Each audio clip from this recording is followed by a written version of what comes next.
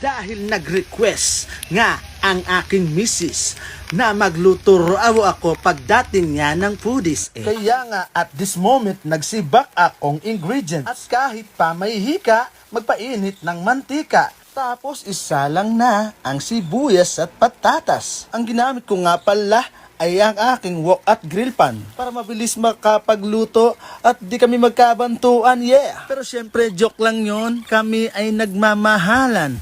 Pero hindi maiiwasan minsan ang bantuan, alam nyo yan, yeah. Pagkadayo, para naman hindi ka mainis, ilalagay ko na ang kamatis at para hindi siya tuyuin, ilalagay ko na ang tuyo. Ito nga ang request niya, ang corned beef at patatas. Ngunit sabi niya, ibukod ko raw ang patatas yaw. Tapos ang sabi niya, damihan ko ng paminta. Pati sa sinangag ayon sa kanya gusto niya. Kaya naman, siya ay sinunod ko na.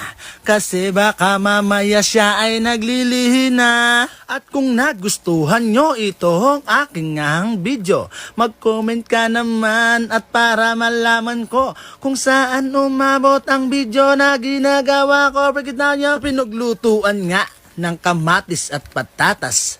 Dito ako nagsangag para makuha ang kanilang katas. At para sa kanyang lasa, paminta't asin lang. Kasi malasa na yung iba nating ulam. 1, 2, 3, 4, 5, I love you very much. Yan ang sabi sa akin ng aking misis. Kaya naisip ko na para lalo kang sumaya ay gagawin ko ang paborito mong gawa ko. At ito nga ay makikita nyo ngayon sa aking video. Manoorin nyo kung paano ko ginagawa ito. Simple lang, ganyan lang. Pahawi-hawi ka lang. Hindi naman sa pagmamayabang para ka kumain sa mamahaling restaurant. At kung ikaw ay natatakam, magluto ka na lang. Kasi sa amin dalawa pa lang ito ay kulang na. At eto na, luto na, si Mrs. tawagin na. Tatawagin ko na dahil siya ay natutulog pa. Eto na tinawag ko, Ana Rose, kakain na!